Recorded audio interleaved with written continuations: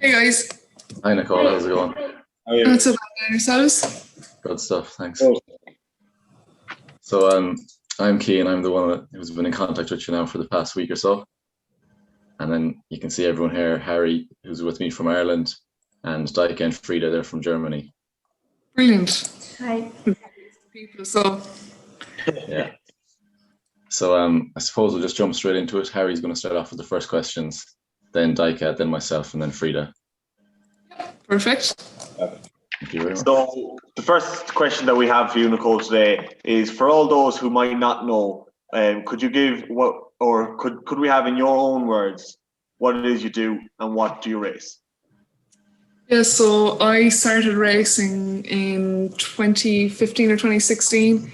I grew up around motorsport and around cars. My dad had a car business, so all my life I've been around cars. And last year I drove a Porsche in brick car, and I signed a deal with CJJ Motorsports to drive with them, and got to drive 2 Formula One cars.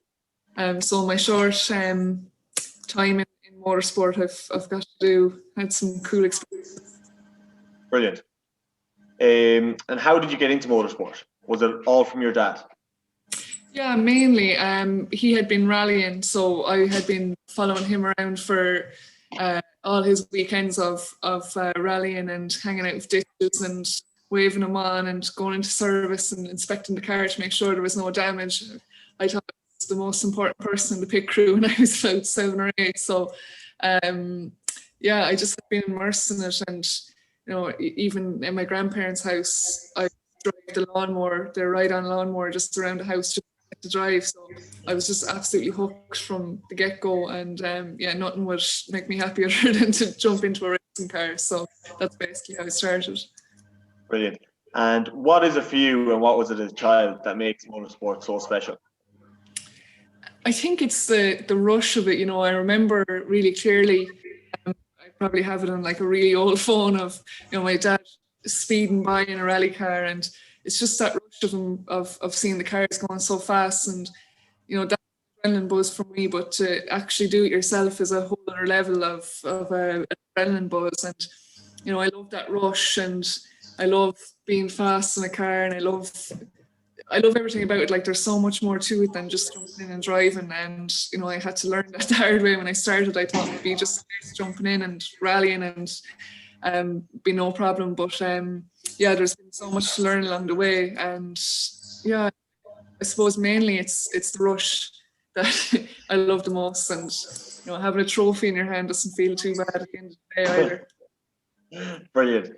And Nicole, could you just talk us through what it takes to be a driver? Well, as I said, I suppose I thought in the beginning that all I had to do was put on a race and then I was automatically going to be fast. But no, there's a lot involved to driving a racing car, and I suppose along the way I learned that, you know, fitness is actually really important in as you go up through the ranks. And I've been working really hard on my fitness the last couple of years just to, you know, I do endurance racing now, so you know it could be hour-long races or 6-hour-long races, and you could do up to 24-hour races. So you really need that stamina, and there's a lot of work goes on during your stint in the car. You're trying to watch your mirrors because there's probably about 30 other cars that want to get by you, and yeah, it's the concentration of it and hitting the brakes hard and getting on throttle and just and it takes a lot of energy. The other thing I had to learn was the side of data. You know, I speak with my engineer after every session of the car, and just get feedback as to, you know, how my lap times are going and how my brake pressures are, how early I get on the throttle, when I'm going to full throttle and all this kind of thing. So there is a lot of technical kind of side of things as well that I had to learn along the way. And that was tough because I kind of go on the feel of the car rather than it's hard to translate it then to a data engineer. But over the last year or so, I've become a bit better in that sense and learned how to speak with an engineer and tell him how the car is handled and how it feels. So yeah, I think they were the most kind of important things to think about when over the last couple of years of racing is making sure my fitness is up to speed, making sure that I'm prepared for an event and ready to talk to data engineers after every session. I think they're the most important thing. Brilliant. And what is it like physically on the body? Yeah, it's tough. I mean, we have a lot of gear on in the car, and I suppose last year I was lucky because I had air conditioning, but we have fireproof gear underneath our suit, a balaclava, a helmet. We have a hands device that clips onto the side of our helmet, and our belts go over that, so that restricts our neck movement if we're in an accident. So that's quite intense on its own, but when you're out fighting and trying to pass cars and concentrate on the job that you're trying to do, it gets quite intense, and it's hard to explain, but you really do need that stamina to get those lap times. I remember I was in a 6-hour race in Anglesey a few years ago, and I think my stint was about 2 hours long, and by that stage I was starting to get really fatigued, and the only thing I could think about was just I picked points around the track for brake and throttle, because I just got to a stage where I had got so tired that I was just looking at the points, hitting the brakes, turning in. It was hard to think of the process, so I just had to hit points each time just to keep the laps consistent. So that was probably one of the toughest races, where I realised that I needed to work a bit more on fitness and stamina in the car. Brilliant. And could you talk us through what it's like to do a race, constantly having to be alert? Yeah, that's probably the most important thing. I mean, before, especially jumping in for qualifying, because for qualifying it's your fastest lap, and that determines where you are in the grid, and obviously you want to be up as far as you can to get the most out of it for the race. So just before qualifying you really need to be alert. I like to kind of do kind of warm-up exercises just to kind of get my mind flowing, and I would listen to a tape that my performance coach would give me just to get in the zone, and then I might look at some last minute onboard from the last test or whatever, just so I can remind myself of the job that I need to do. So yeah, there's a lot of preparation before jumping in, because you really need to be on the ball. There's no time you just don't have enough time to waste, especially when it comes to qualifying. Perfect. And besides physical or mental preparation for a race, and what happens in the run up to a race, maybe 2, 3 or 4 days beforehand? Yeah, so leading up to, a couple of days before the race, I would do a lot of simulator work. I have a simulator in my room that I work on. So I do laps and laps and laps. So I'm worn out from doing laps on the simulator. I always take notes as well, just from like previous times I've been at the track, and write notes about where points I want to turn in at, where the apex is, where I want to place the car in order to get on the throttle as early as possible, and where it can be as late as I can on the brakes. So I read a lot of notes from like the data engineer and stuff like that, leading up to the race. And then maybe the 2 days beforehand last year, I'd fly over to the team's HQ, and I'd have a go in their simulator, have a chat with them, do a track walk the evening before, and then on the Friday we would do a test day. So we'd have a number of sessions throughout the day to practice and just kind of get running back in with the car again. Okay, then I have also some questions, and my first question is, how important is it to be in contact with the engineers and to give always feedback about the car and so on? Yeah, that's absolutely critical, and that's something that last year especially I had to work on even more, because I was racing a GT car, so there was a lot more information that the data engineer could get from the car and could get from the other driver and from myself. So it was all about trying to remember what happened. It's hard when you come in from the car to remember every single detail. So that's something that I had to work on with focus. And the engineer wants to know every little thing that's happening with the car, because he wants to give you the best possible car going into the race. So every single bit of detail is absolutely crucial for the warming up tires to the tires going off at the end of the session. He wants to know how the car is behaving, in order to be able to set us up nicely for the weekend. So that's something that I did have to learn and something I did have to focus on a bit more. I don't think my language is as technical yet, but you know, I'm doing the best I can, and he gives me a lot of feedback through looking at charts and stuff like that. He'll explain, you know, if I'm not getting on the throttle area enough, for example, or if I'm still touching the brakes a tiny bit too much coming into a corner or something like that. So he helps with the driving side of things as well if I make any mistakes. Okay. And what is the fastest car you ever have driven, and where, when, and what car was it? I'd say the fastest car I've driven is a Jordan Formula One car. I'm sure that would be the fastest one anyway. But that was in Florida last February. Okay. I got to go over with CJJ Motorsports and test out some of John Campion's collection of cars.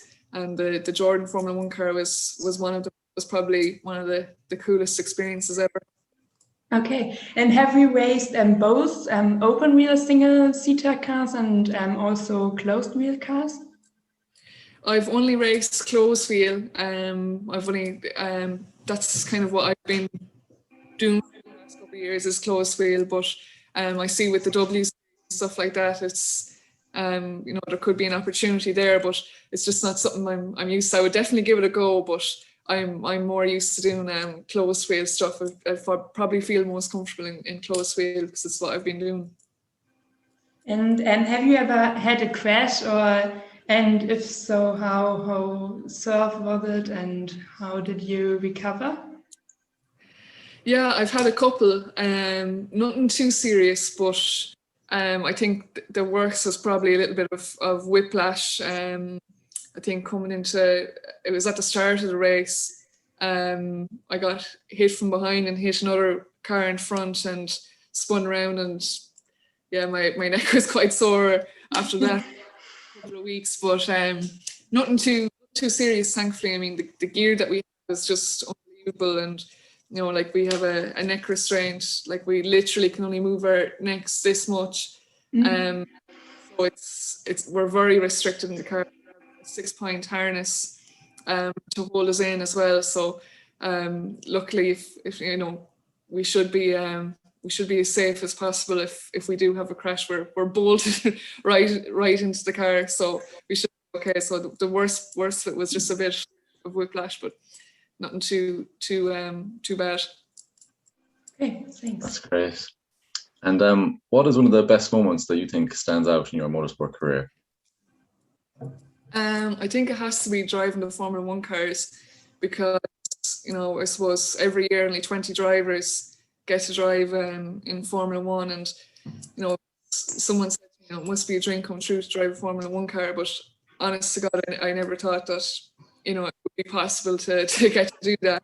And coming up to the time that John Campion was bringing one of his Formula One cars to Mondello for the historic festival, literally, I think 4 days before the event, I got the call to say that I was going to be driving the March 811 Formula One car, and that was just an eye opener for me. I mean, I don't think I was ever so scared to jump into a car before, but it was good that it was last minute because I didn't have much time to think about it. It was just get my gear ready, go to Mondello Park, and yeah, that was just unbelievable. Like even the day or the morning that I set into it, and they started it up to give it a run, it was just, you know, you could feel the engine in your chest, like it's just so loud, and yeah, just like old Formula One style, and it was just that's probably one of the most incredible moments. I can imagine, yeah. And I know for our competition, finance is a big challenge for us, but have you ever noticed or seen anyone deterred from motorsport because of the big amount of finance that's needed for it?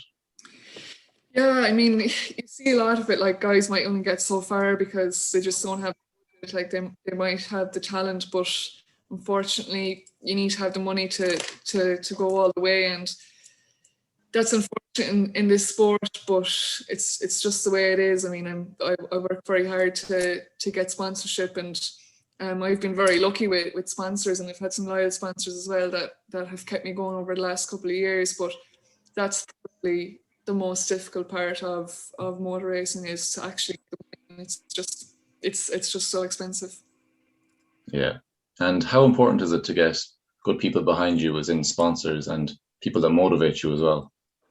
Yeah, that's definitely something I learned in my first year, was that you need a good group of people around you, because you need people that believe in you, because some days you might have doubts, or some days and you need those people in the background to give you a nudge and make you remember the good times and look forward, and to just change your mindset, because it can be, motorsport can be really mentally challenging, and you just need that support, I think, behind you to keep you going, and to have sponsors as well that are loyal to you is really important, and it means a lot, because they're sharing your journey as well. So it just feels like a big group, and yeah, it's something that I think, well, for me anyway, I found it really helped me and motivated me to work hard. I mean, if I'm getting money from a sponsor, I don't want to just take the money and run. I want to give something back and have them enjoy the journey, and I want to give them the best performance that I can give in a race as well. Yeah, definitely. And what would I know you said you drove F1 cars, but what would your experience with F1 be? Would you be a fan, or do you follow it? Yeah, I actually got more into it when the Drive to Survive series came on Netflix. I had been watching it, bits and pieces of it here and there before that, but I think the show actually drove me into it. I've watched every race now so far this year, and I have the television booked for the rest of the races at home. So yeah, I'm absolutely loving it now, and I'm a big fan of the young guns like Charles Leclerc and Lando Norris, George Russell. I love the young guys, and seeing the talent coming. And George Russell getting the opportunity to drive at Mercedes last year was just unbelievable. So yeah, I'm definitely a huge fan, and I'll definitely be going to a race next year. We can be traveling by then. Yeah, my first question is if you ever heard of the Formula One schools competition before you got in contact with that. Yeah, I did. The day that John Campion brought his Formula One car to Mondello, he actually had a team come to Mondello that it sponsored.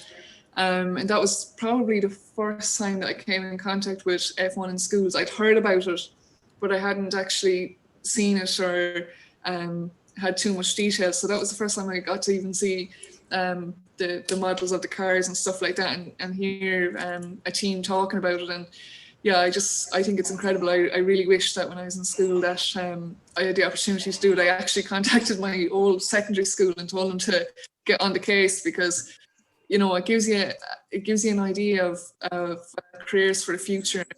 I don't think that I would have studied accountancy if I had that in school. I probably would have definitely gone down the engineering route or something involved in motorsport. So yeah, I'm a huge fan, but that was the first time I heard properly about it. Okay, you almost answered the next question. The next question is, how important is it for motorsport that young people are being immersed in challenges like the F1 in schools competition? Yeah, I think it's very important, because it opens students' eyes to see the world of motorsport. I was actually talking to a team 2 weeks ago, and they were saying that they thought that they had to be into cars to be involved in F1 in schools, and there was a business aspect to it, and that's what they loved about it. So it really, I think, gives an eye opener to different careers, and different this is a huge opportunity and something that will be on your CV forever, to show that you did. So I think every student should be grabbing the opportunity to do it, and especially STEM, because STEM is becoming so big now, and you see a lot of big tech companies looking for to be involved in STEM. So it's absolutely wonderful. It does only helps students' careers. Yeah. What do you think can make a team stand out in the F1 in schools competition? I think thinking outside the box. I mean, I would look at all the things that other teams have done over the years, and trying to use their ideas but add in more. So not just copycatting what they did, but if you can think of something that they did and make it better.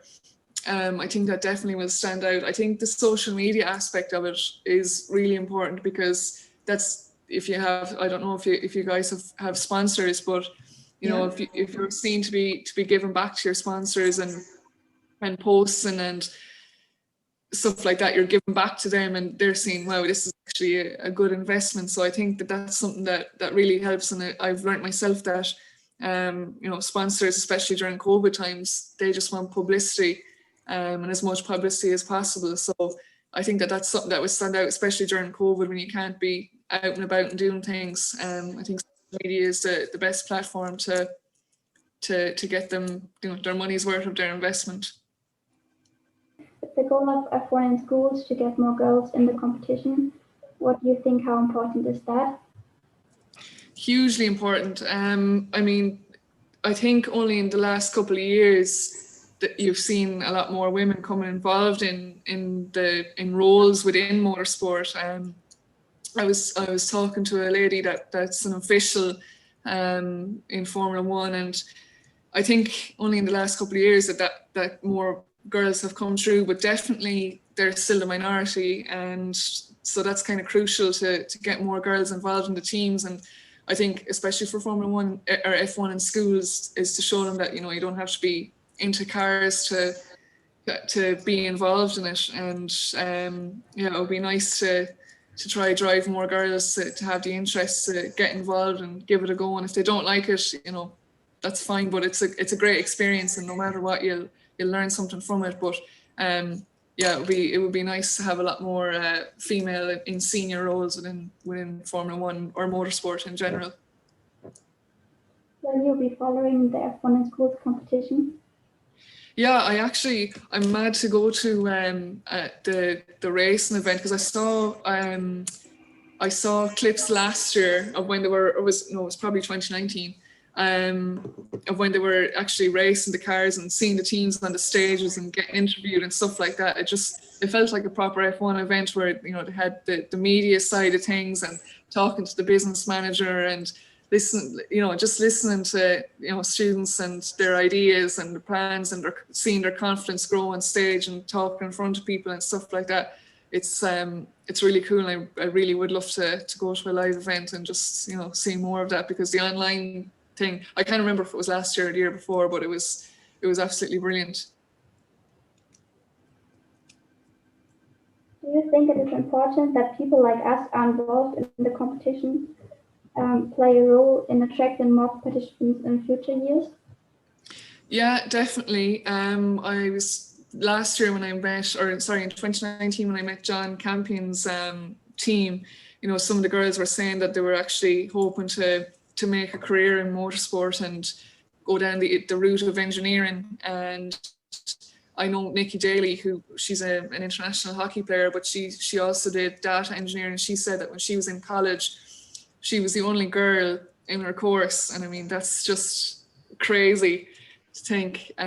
So it would be really great to have more girls filtering through those kind of roles and courses that were probably seen for more males, more so than women. So I think that this will help, because girls are obviously going to meet other girls within the competition, and they'll see they're not the only ones. And I think that's part of the problem as well, is they don't want to be on their own in the course. But I think you'll stand out better if you are. But no, it would be better to have more girls within the course, and I think that will drive through into Formula One.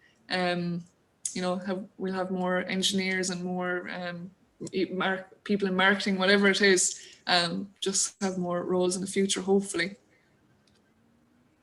After this interview, what are your thoughts on the F1 in schools competition? Yeah, I'm a really big fan. I mean, I really would love to go back and do it. I really wish I could do it. But yeah, no, I just think it's really cool. I think it's a huge opportunity. It's something that's on your CV forever that will stand out. Like I don't know, is there 6 or 7 on a team or whatever? You know, if you take into context how many is in a school, there could be 1,000 in a school, and there's only 5 or 6 each year that will have the opportunity to be in F1 in schools. And you know, you're straight away ahead of everybody else. And if you are looking for a career in Formula One, I mean, that's going to be something that the teams are going to look out for, because they're going to want to see your experience and what you've done before and how it sparked your interest to want to work in Formula One. Yeah, that was our last question. Thank you that you could do this interview with us. Yeah, sure. Thanks a million.